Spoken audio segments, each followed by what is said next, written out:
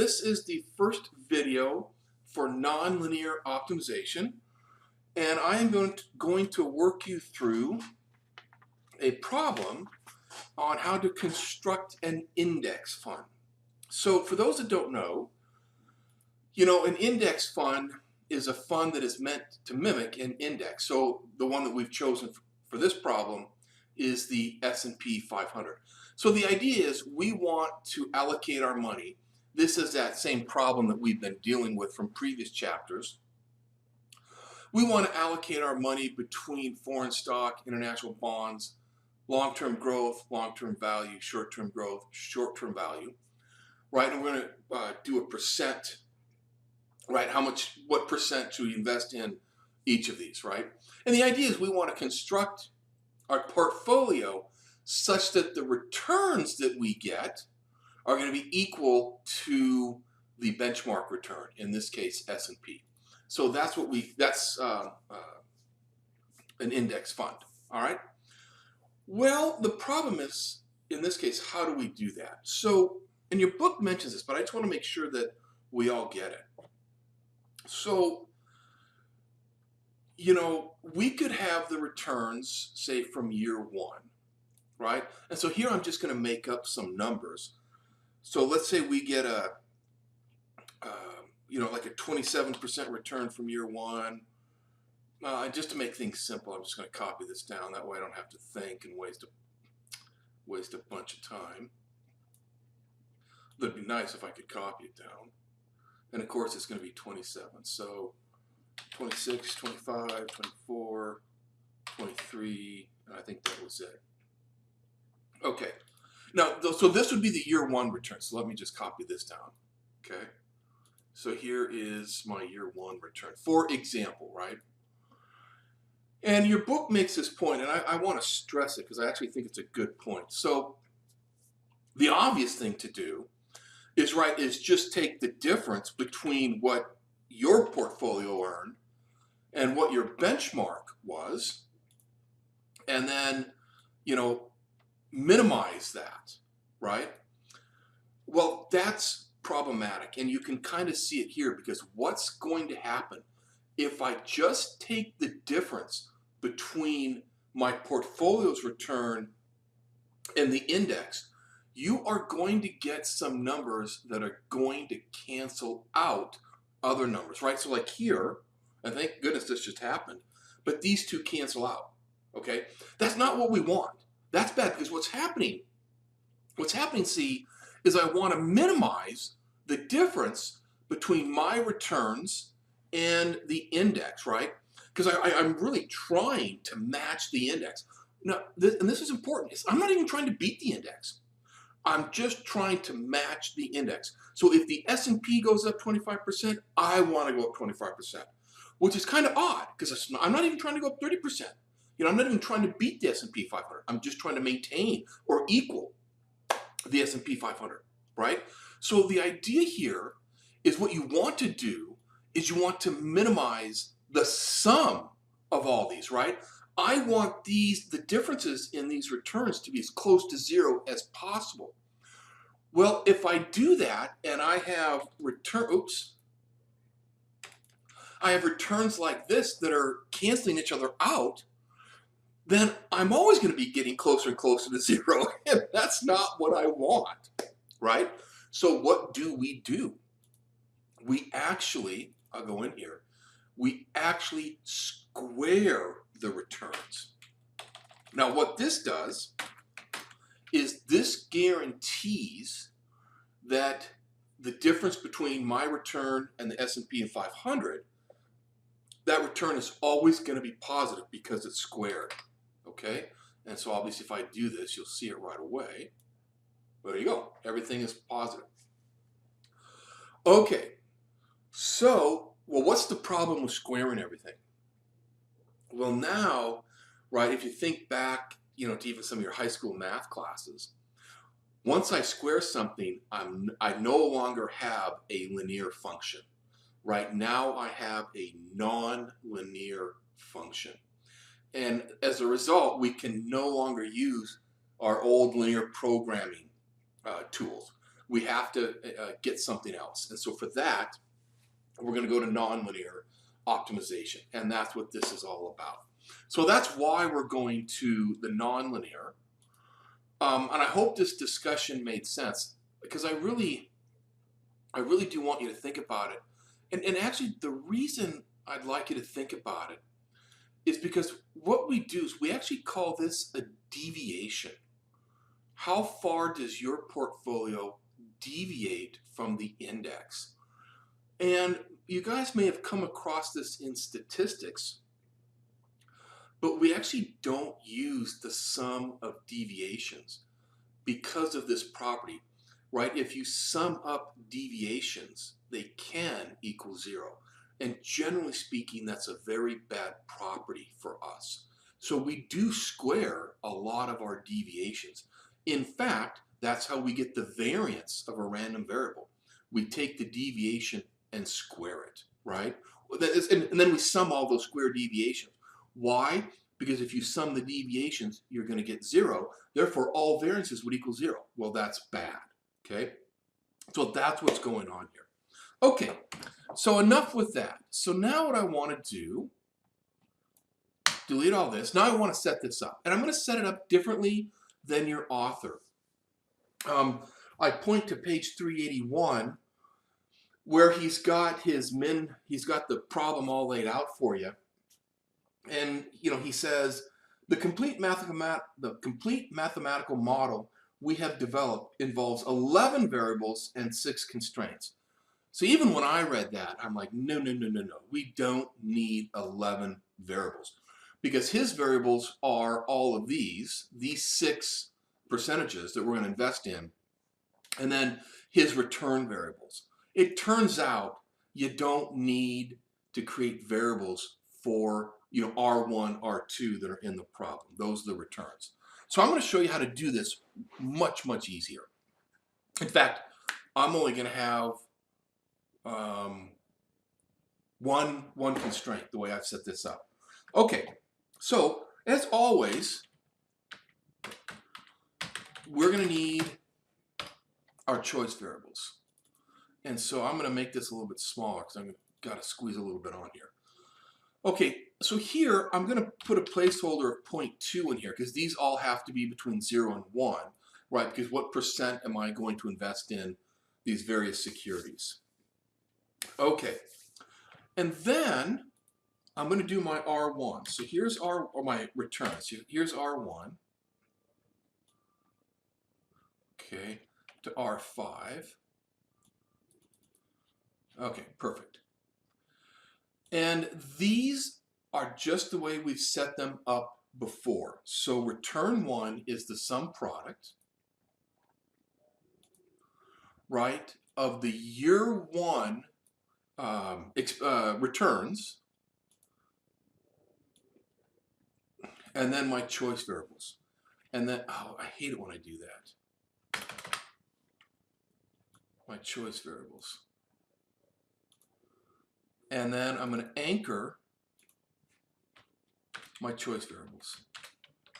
And then I'm going to copy this down. So, now I know this sum doesn't sum to 1, but bear with me. So what are we saying?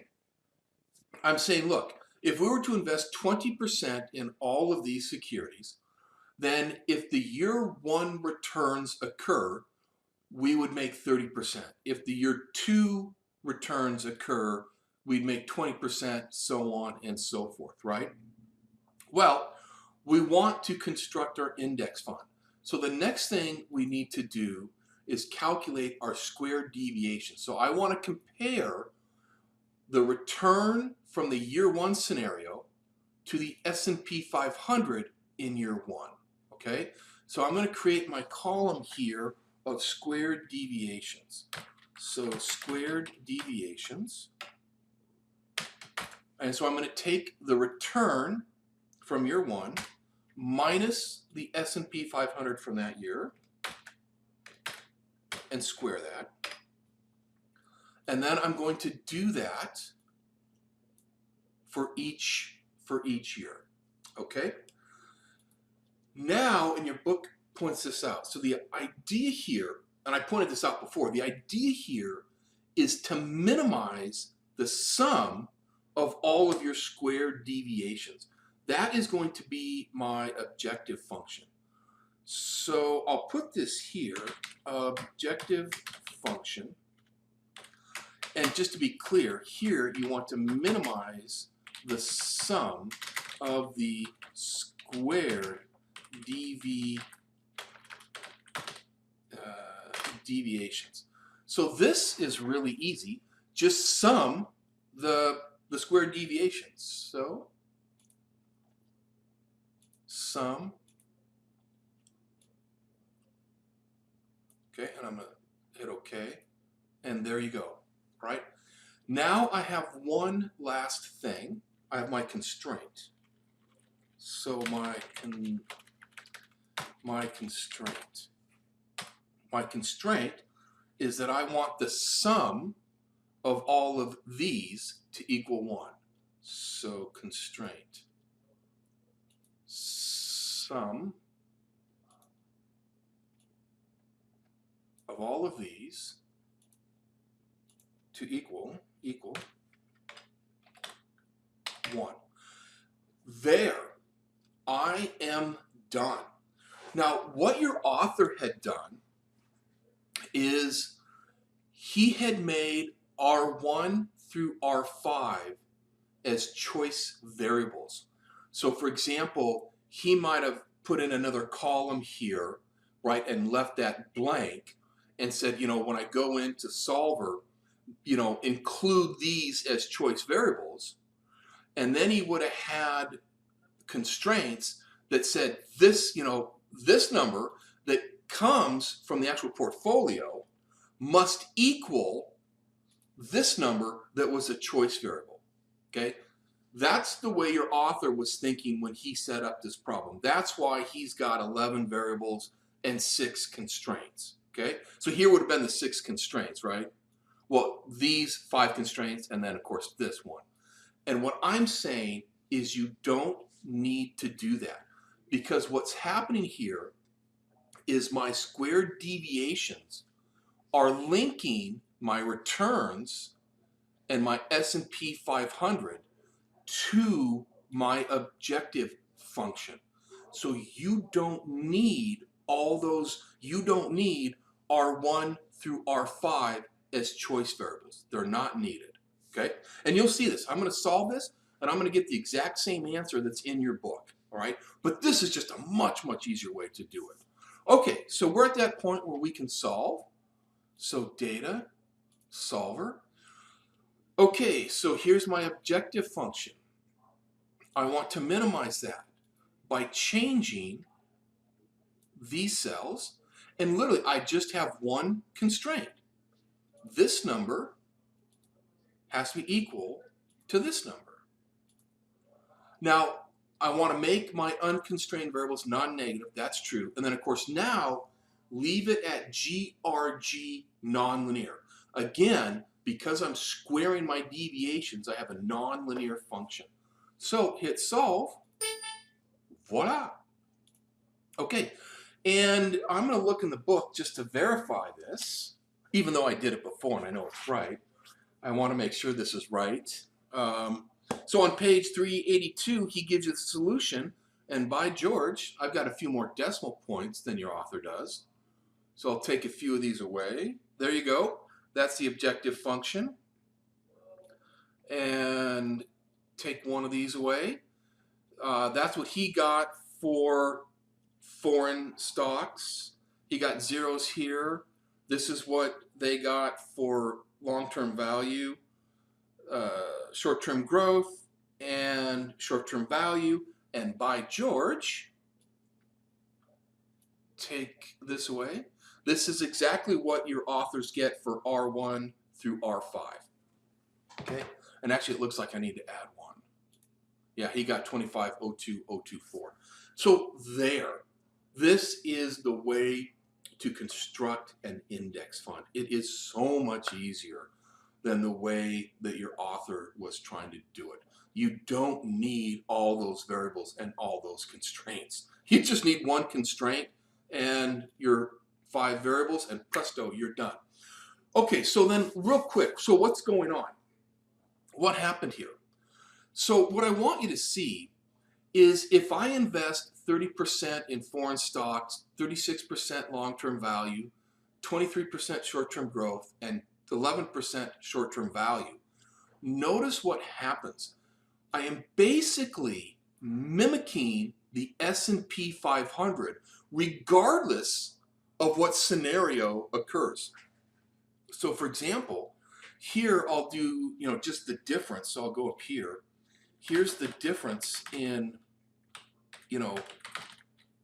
returns and S&P 500. So by investing these percentages in these securities, if year one, oh darn it, if year one occurs, I'm basically at the S&P 500. I'm earning just a little bit more, right? And then if year two returns occur, okay, I'm a little bit down, but you know what? 1.4%. I'm still making 18.5%. I'm not going to complain. If the year three returns occur, I'm making about 1% more than the S&P 500. Fair enough. If year four returns occur, I am making, about 0.21% more than the S&P 500. And then, of course, if the returns from year five should occur next year, then I'll be doing a little bit better. Instead of losing 10%, I'm only going to be losing 8.8. So I'll be beating the S&P 500 by 1.16%.